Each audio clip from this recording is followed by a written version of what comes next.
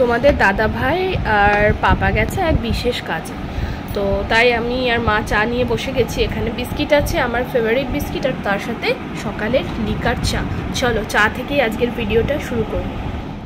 সকালবেলায় যখন ঘুম থেকে উঠি তখন না মানে এত ঝাঁ রোদ ছিল, এই দেখো বলা মাত্র এবার রোদটা উঠেও গেল। মানে আজকে কি হচ্ছে, রোদ আর মেঘের লুকোচুরি খেলা হচ্ছে জানো, মনে হচ্ছে একবার রোদ আসছে দেখো আবার চলে গেল রোদ, মানে এরকম হচ্ছে অনেকদিন বাদে। মানে আগে যখন স্কুলে যেতাম না, আমি তো ঘাট পার হয়ে, নদী পার হয়ে, মানে গঙ্গা পার হয়ে স্কুলে যেতাম নৌকা করে।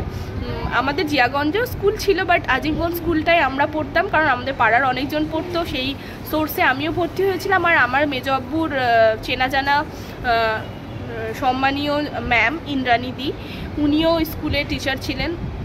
তারপরে আমাদের বাড়ির সামনেই হেড, যে আমাদের স্কুলে যে হেড মিস ছিলেন সেই সময়, উনিও আমাদের পাড়াতেই, আমাদের বাড়ির সামনেই একদম ওনার বাড়ি ছিল। সব মিলিয়ে ওই স্কুলে সেজন্য ভর্তি হয়েছিলাম। স্কুলটাতেও পড়াশোনা ভালোই হয়। তো তখন স্কুল যেতাম না, নৌকা পার হয়ে ঘাটে দেখবে গঙ্গায়, সেটা খুব ভালো বোঝা যায়। রোদ এক এক সময় আসতো আবার চলে যেত, ওই জিনিসটা দেখতে ভীষণ মজা লাগতো। আজ ঠিক না, সেই জিনিসটার কথা খুব মনে পড়ে যাচ্ছে। সেই সময়টা কত ভালো ছিল, সেই সময়গুলো একসাথে ফ্রেন্ডদের সাথে কাটানো মুহূর্ত সব মিলিয়ে, মানে স্কুল লাইফটা যেন একটা আলাদা। মানে ওই যে খঞ্চাওয়ালা বসতো, তার কাছে আমরা বলতাম ঝালমুড়ি দাও, ঘুগনি খাবো, গুড় বাদাম পাওয়া যেত, বলতাম গুড় বাদাম দাও, আমচুর দাও। ফুচকাওয়ালার কাছে ভিড় করে দাঁড়িয়ে থাকতাম কখন আমার পালা আসবে, ফুচকা খাবো। মানে সত্যি তখন যেন মনে হতো যে কবে বড় হবো, বড়দের মতন ওরম সেজে গুজে ঘুরে বেড়াবো। আর এখন যেন মনে হয় যে ওই লাইফটাই ভালো ছিল। আসলে আমরা মানুষরা না কোনো কিছুতেই ঠিক সন্তুষ্ট নয়। ছোটোবেলায় ভাবতাম যে কখন বড় হবো, বড় হয়ে ভাবি যে কখন ওই ছোটোবেলাটাই ভালো ছিল। যারা চাকরি পেয়েছে তারা ভাবে যে চাকরি পাওয়ার আগের লাইফটাই ভালো ছিল। যারা এখনও চাকরি পায়নি তারা ভাবে আমরা কবে চাকরি পাবো, 2 টাকা ইনকাম করব। মানে আমরা না সত্যি কোনো কিছুতেই ঠিকভাবে খুশি হতে পারি না। তো যাই হোক, বেশি একটু ইমোশনাল হয়ে গেলাম। স্কুল লাইফটা সবাই যেন কোথাও গিয়ে মিস করে। তো চলো ভিডিওটা এখান থেকে শুরু করছি। Good morning everyone, welcome back to a new blog. তোমরা সবাই কেমন আছো? আশা করছি সবাই ভালো আছো, আমরাও ভালো আছি। তোমাদেরকে সাথে নিয়ে আজকের ব্লগটা এখন থেকে শুরু করছি, লাস্ট অবধি দেখো, স্কিপ না করে এনজয়। তোমাদের দাদা ভাইকে ব্রেকফাস্টটা দিয়ে দিই। পাপা আরও তো গেছিলো, চলেই এসেছে। তো ব্রেকফাস্ট হচ্ছে কি আজকে ঘুগনি, তার সাথে পাউরুটি। নাও গো, কই দেখি একটু টাকা। Good afternoon everyone. তোমাদের দাদাভাই আসলো, লাঞ্চটা সারি। আজকে লাঞ্চে আমাদের রান্না হচ্ছে উচ্ছে ভাজা আর চিকেন আলুর ঝোল। কেননা মানোয়ারা আন্টি আজকে আসেনি, মানে হঠাৎ করে না বলে কামাই করে দেয়, শরীর খারাপ হচ্ছে, তো কী আর বলা যাবে। সুতরাং পুরো মাথার উপর দিয়ে গেছে আজকে। চলো লাঞ্চটা বাড়ি। শশাটা রোজকার পদ্ধতিতে আমাদের থাকবেই, উচ্ছে ভাজা বেশ তেল করে, যেটা তোমাদের দাদাভাই খেতে পছন্দ করে। তার সাথে তোমার চিকেন আলুর ঝোল। ও মা, এখনই জাস্ট আজান হলো।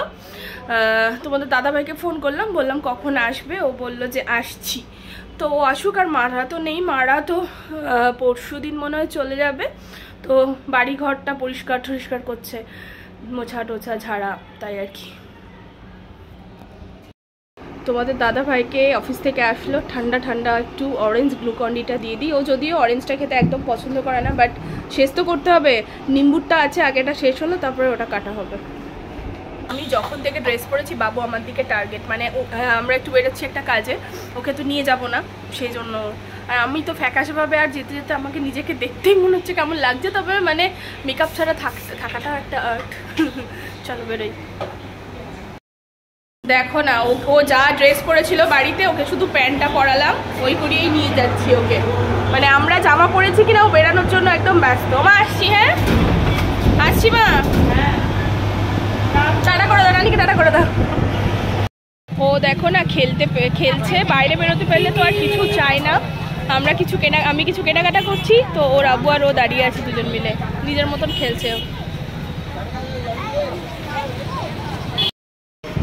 কিছু মিঠাই লাগবে সেজন্য নিচ্ছি, নেওয়া হয়ে গেছে। আর এখন এটা একটু খাবো, বাবু ওখানে আছে।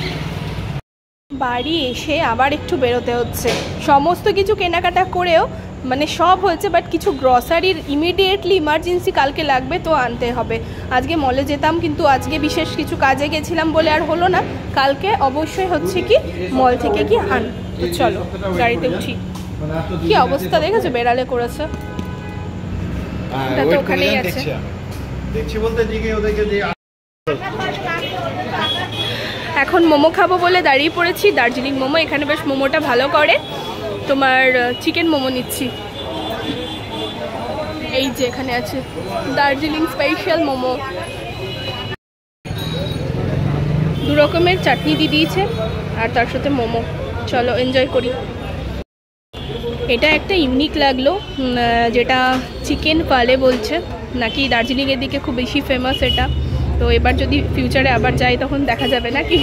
তো চলো এখন এখানকারটা এনজয় করি। ঢুনঢুনকে খাবো। হ্যাঁ, রাতের বেলা তাও কিন্তু একদম ছিমছাম নয়, মানে সেই ঝিম টাইপের নয়। চারিদিকে লোকজন বেশ রয়েছে, এখন 10টা বাজছে, কিন্তু মনে হচ্ছে যেন সন্ধেবেলা। তো আমাদের তো ওখান থেকে মোমো খাওয়া হলো, এবার আমরা কিছু জিনিস নিয়ে বাড়ি যাবো। ওইদিকে ও গাড়ি রেখেছে ওই দূরে, ও গাড়িটা নিয়ে আসবে, তারপরে হচ্ছে কি আমরা বেরোবো। গ্রসারি শপে তো এসছি এখন, তোমার খুচখাচ কিছু জিনিস লাগবে নেওয়ার জন্য, ও তো নিচ্ছে, বাকি তো নিয়ে দেন যাব বাড়ি। চলো এখানে রাতের ডিনার নিয়ে নিয়েছি, চিকেন আলু নিয়েছি, তার সাথে তাহিরি রয়েছে। একটা বোন এসে দিয়ে গেছে আর কি তাহিরি, মহরম স্পেশাল, মানে মহরমের মাস তো পড়ে গেছে, তাই এখানে চিকেনের ভাজা রয়েছে। এই দিয়ে হয়ে যাবে ডিনার, আর তার সাথে রুটি। চলো ডিনারটা করে নিই।